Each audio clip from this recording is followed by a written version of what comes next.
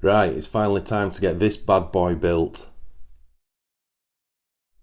Hey guys, welcome back to Tamiya Legends, and once again, thank you for stopping by.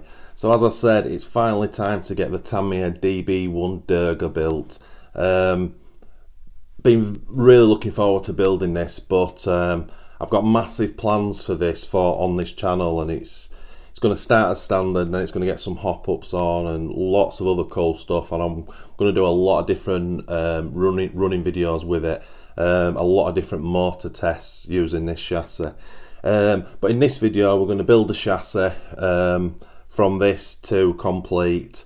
In the future, as I said, we've got some cool hop-ups to add to it, which are the TRF aeration shocks, front and back carbon towers, slipper clutches going in. What else is there? Hopefully the front and rear lower arm alloy brackets at some point. And as we speak right now, the body shelf and wing for this car is actually in Spain, getting professionally painted, which I'm really looking forward to. That's going to be a complete one-off Durga shell done in the Tamiya TRF racing colours. I've not seen a Durga done like that before. So if it looks like I'm hoping it's going to look, this thing once finished is going to look superb. I've also got a set of white wheels, of which I've got the fronts, but the rears haven't turned up yet. And the TRF stickers have turned up. So I've pretty much got everything now. So it is time to build this kit in standard, which, as I say, I've been really looking forward to.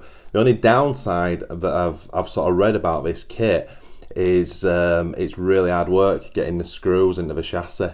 But we will see as we go. So let's get this box open and let's get right. So I've got rid of all of the bits I don't need, and hopefully everything I do need is on the table. So obviously we've got the instructions, the cast plate that holds the motor on, chassis, and then all the others. So there is a lot of plastic on this. There's a lot of I don't know if these are shims or what, but there's 4 different packs of those. Different 3 types of different greases. So you've got your ball diff grease, AW grease standard, and I can't read that, Molly, what was it, Molly Brewer, I can't read that one. Also comes with hard damper oil, which I thought was quite interesting. And then we have our screws. So because it's a bit more of a modern kit, the screw bags are not marked up A, B and C like normal, which is interesting, and also comes with a full bearing kit. Now there are 4 bushes in there, which is a bit concerning. I'm wondering if that's for the steering. If so, I've got bearings, so I'll swap that to bearings if that's what that's for. And then we've got a nice turnbuckle set as well. So yeah, looking at instructions, first 2 sections are just getting the cast alloy motor mount into the chassis, and there's just a couple of small plastic parts to add to it. And then stage 3 is straight onto the ball diffs, of which we build both at the same time. But let's start at the beginning. Right, that stages 1 and 2 complete. So difficult to see, but there's 2 pairs of screws here and 2 pairs on the rear, which hold these mounts on. These are the ones that you can replace at a later date for alloy. Rears are countersunk into the chassis, and fronts are more flush. In there we've got the what I believe will be the steering pivots, and then we've got the alloy motor mount and heatsink in. Now I understand what people are saying about the screws. There's no self-tapping screws within this kit. They're all that style of screw. So yeah, it's you need a little bit more oomph in your arms to screw them down. I think what's imperative with a kit like this is to use the actual correct screwdrivers from Tamiya. I think that's a must, and then you're not slipping, because when you're getting down to the bottom and it's slipping off and ruining the heads. I know they also do a titanium screw kit for this kit, screw set, sorry, for this kit, but it's quite expensive, but that comes with hex heads. In the future, you can get a carbon reinforced chassis for this.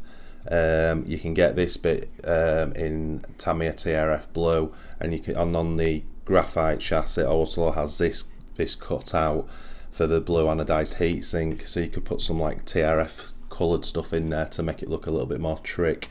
But realistically, that chassis plus the plate plus that bit, you're probably looking at about another almost close to £100 to do it. So is it worth it? I'm not so sure. So anyway, that's stages 1 and 2 complete, and next up is the 2 lovely ball diffs to do. So we'll get one built up to show you, and then we'll show you the second one in parts. Right, that's one diff built. What's important to note is these plates are cemented onto the plastics before you start. So I had to do that and just let them dry. But that's one diff built up completely. There's obviously a big spindle, this bolt that goes all the way through with a nut, and it's on a spring. So you've got to be very careful not to over tighten that. And then obviously then you clamp it down and make the adjustment here. So I've done that. Again, you know, there's no really instructions on ball diffs. All it really tells you is don't over tighten. So I'm always a bit wary of these things. Right now that feels, I mean, it's lovely and smooth. There's plenty of diff grease in there and what have you. But I'm always, if you don't get it right, it's going to slip and it could burn. And if it's too tight, then it's not going to run right. Yeah, I'm in that moment now of not knowing what's correct. I mean, this feels good enough to me. Feels great. I think I'll make the other one up to sort of to feel the same as this, and then we'll go from there. Me and ball diffs don't have a great relationship, unfortunately. Right, both diffs done. You get 2 spare balls with the kit, which is always nice. And as I say, I've tried to get these to feel as close to each other as I can, which they do. I don't know what's tight, what's not tight on these ball diffs. I know they are adjustable, so as long as they're built correctly and you don't put a big stupid dirty motor straight through it and kill them, you can adjust them at later dates. Anyway, they feel good enough to me. So next stage now is this stage, which is to get the rear shock tower, wing mounts, and fit them to the plastic casings. But then on the next step you do exactly the same but on the front shock tower, and then we start to move down onto the belts. So let's dig those parts out. And that section's complete. So that's obviously the rear with the shock tower, wing mounts on, and it's also got some of the ball adjusters, not ball adjusters, ball joints down here as well. Front's just identical, obviously. Now the thing I have left off these two are the body mounts, but there's supposed to be a pair of body posts that go on each one, but I'm leaving those off because all being well, this body shell is going to be velcroed to the chassis, so I'll leave those off for now. So looking at the instructions now, it looks like we're going to go back to the chassis. Let's just get that. So it looks like we're going back to the chassis, and we're about to start fitting, I don't know which way around that goes, but start fitting the ball and the belts into it. So let's dig those parts out, what we need. Right, and that's the back system in. So there's a little bit of, you've got to be very careful with this. There's the sort of belt tensioner is on the 2 sort of outdrive cups, and they have to be in the correct position to start with, or left and right. So I've done that. It's also got bearings in there, so that's free. And all we do next, if we just hold the belt in position, then we just get the pre-built unit we did earlier, and that's going to sit like that. So I'll dig the screws out now, but you get the idea of it. Right, let's fasten this back unit down. Right, that's that back end bolted down, so obviously that's all free and the belt's just loose. But the next stage now, we do the centre gearing and spur. Now obviously I'm not fitting a slipper clutch at this point, this is just a complete standard build because I wanted to see how it goes together in its standard guise. So these are the shims I was showing you at the beginning, which we've got to get absolutely cock on. So it comes with 4, maybe even 5 bags of different sized 0.2mm shims. So you've got to be really careful and take your time when building this up to get this in the correct positions. So as you can see on instructions, we're going to put this together now, and then the whole unit's going to start sitting into the middle of the car, and we'll put the second belt on. And then the third step is just to repeat basically what we did at the back end of the car and get the front left and right housings correct, and then that'll be the actual belts in position. So let's get on with that now. Right, that's that centre spur gear section built up. Pretty cool looking. I'm enjoying this build. It's as you'd imagine, with it being belt driven, it just makes it very different. So obviously it was just a case of getting the second belt in and leaving the noise loose, and then getting this in at the right angle, not to stretch too much. But if you move that other sort of belt out of the way, you feel the rear end, and that feels nice. Very nice. I love belt drive machines, I really do. So next step, as I said, is now just to replicate exactly what we did on the back. So I'll get all the parts out, and then it's just a case of getting basically the front diff into position with its correct parts, and then we'll have the full sort of belt drive system finished. So let's get those parts out. Right, so that's that front end section bolted down.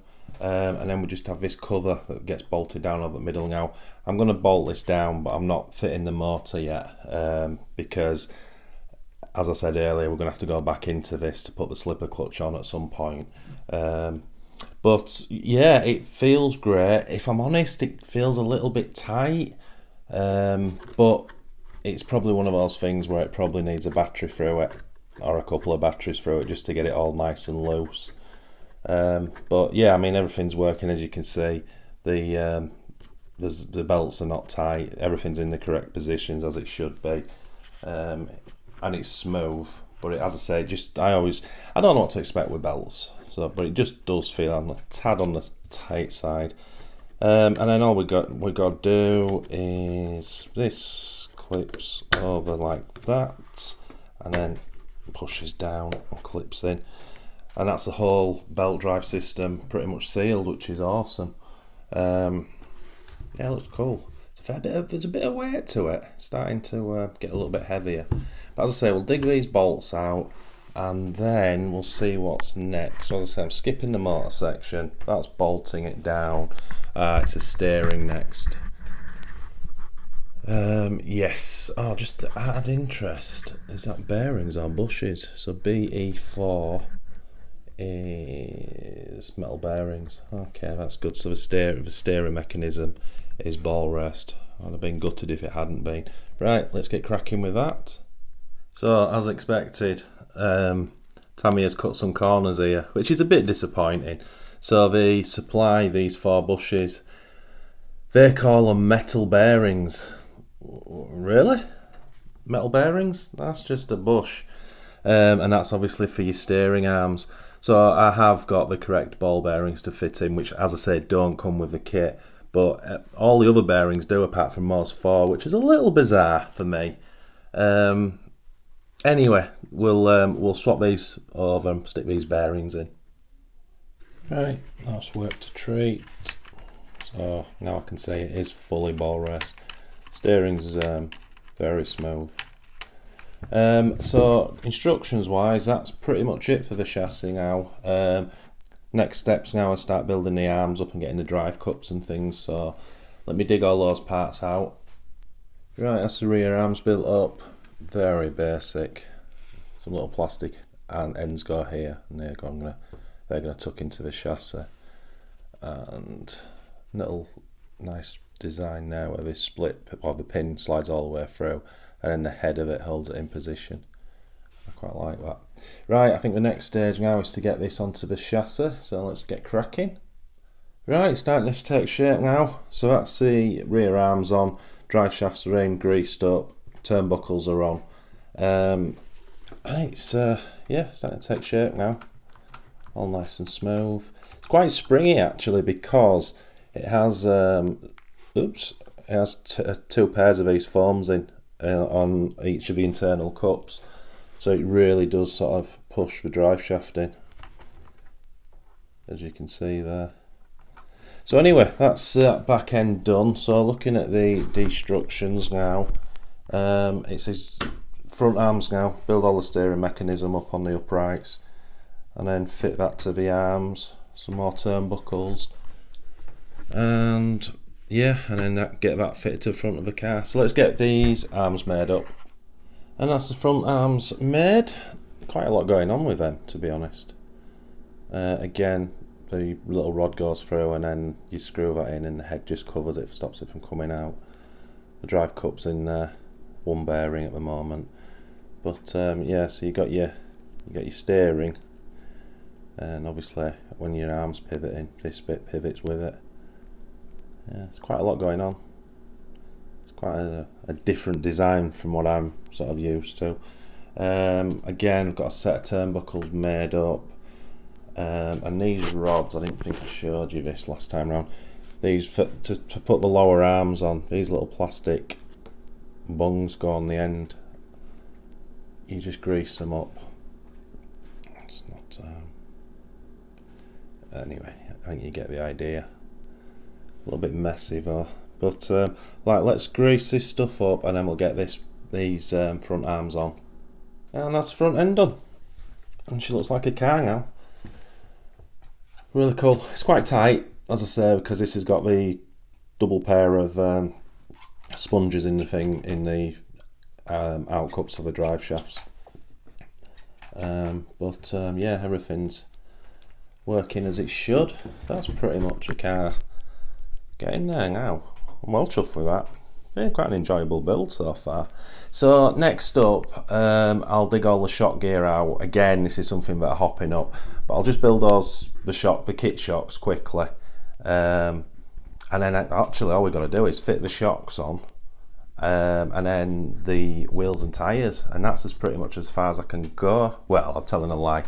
There's bits of plastic left over, so I'll just have to go through it, make sure that there's well, let's get cracking. Right, that's the shocks built up, and I have to be really honest, I flew through them. I've only half filled them with oil. Obviously I'm not using them, but I thought we'd put a little bit of oil in just so at least they're gonna get all sort of the oil around them. Anyway, you know what I mean. So I'm going to fit the 4 shocks, and then there's just this little front bumper to fit, and then we'll have to jump back to the instructions and see what's left. Right, so I've just put the battery stay mounts in.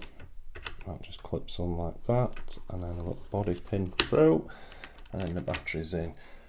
So I've also just done the steering arms and connected those, and that seems to be working fine. Just about there. So next step is to dig the wheels and tyres out, because they fit differently. I have these bits here. Some not used this before, so we don't have like hexes as normal. Right, let's dig the wheels and tyres out and then figure out how they fit. Okay, tyres on wheels, and I'll show you the two differences. So on the rears it has a pin that secures it, and on the fronts it has a small hex, which is odd, isn't it, to see two different fixings on the same car. So I'll dig these bits out and then we'll get them on the car. Right, that's it pretty much done to the stage I want it to. Lots of bits left over, screws and little bits of plastic, but nothing I need to fit yet. As I say, I want to sort of leave it as open as I could, but it was really important that I built it standard to begin with, just to see what it was like. But obviously we've got to open the centre section up to get this slipper clutch in. We've got to set plastic shock towers off to put the carbon ones on, tyres off onto the different wheels, they're just going white, some blue wheel nuts, and then obviously we've got to make the aeration shocks up. Sat really high. This is sort of a standard geometry that it gives you in the manual, but it's obviously there's no weight in there, but even if there was, that needs to be a lot lower for me. I don't know how it feels. That front diff seems okay to me. Rear diff is slightly freer. Slightly. I won't say there's a massive amount in it. And then sort of the overall drive, yeah, I'm not sure. I mean, it's not tight, don't get me wrong. You know, it moves. I think it just needs a battery or two through it, to be honest, just to free it up. But yeah, it was different. Right, we'll I'll come back to this because I want to talk about the bits I don't like about it. And she's done. How long did it take me? Probably taking me, obviously it takes so much longer because I'm doing it on camera, but it's probably taking me about 6 hours at a steady pace. Couple of breaks in between. It's really springy. I should have probably put more oil in the rear dampers, but anyway, as I say, this is all going to change. Very good build, I enjoyed it. It's pretty different to what I'm used to in sections, and obviously it's belt driven, so the drivetrain mechanism is completely different to me, but